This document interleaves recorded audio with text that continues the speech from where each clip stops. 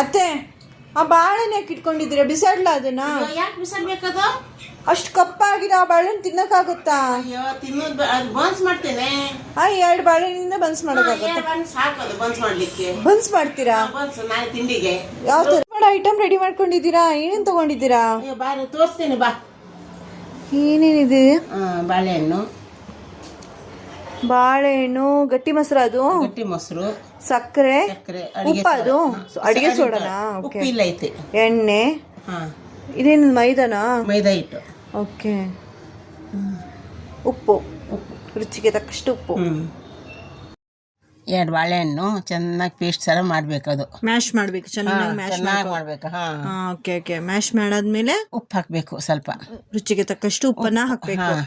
ಸರಿ, ಉಪ್ಪು ಹಾಕೊಂಡಾದ್ಮೇಲೆ soda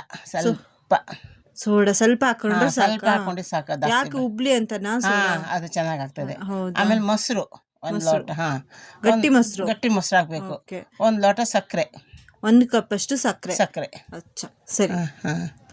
next ಅರ್ಧ ಕೆಜಿ ಮೈದಾ ಹಿಟ್ಟು. ಅರ್ಧ ಕೆಜಿ ಮೈದಾ ಹಿಟ್ಟ?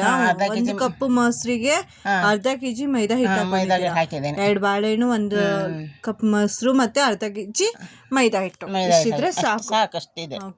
ಗಟ್ಟಿ ಕಳಿಸ್ಬಾರ್ದು, ಅದು ಹೋಳಿಗೆ ಹಿಟ್ಟು ಕಳಿಸ್ತಾರಲ್ಲ ಆ ತರ ಮೆದುವಾಗಿ ಕಳಿಸ್ಬೇಕು. ಅದು ಸರಿ ಸರಿ ಸರಿ ಸರಿ. ಮೆದು ಹಾಕಿ ಕಳಿಸಿದ್ರೆ ಚೆನ್ನಾಗಾಗ್ತದೆ ಬನ್ಸು.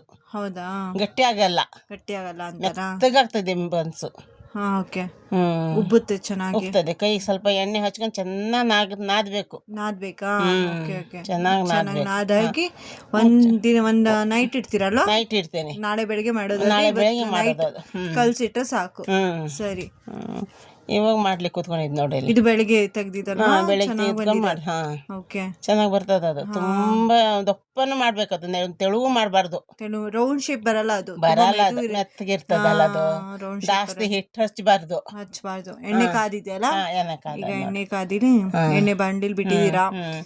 ಸರಿ ಸರಿ. ಓಕೆ. ಈಗ ಉಬ್ತಿದೆ. ಉಬ್ತದೆ, ಚೆನ್ನಾಗಿ ಉಬ್ಬುತ್ತೆ ಅಲ್ವಾ?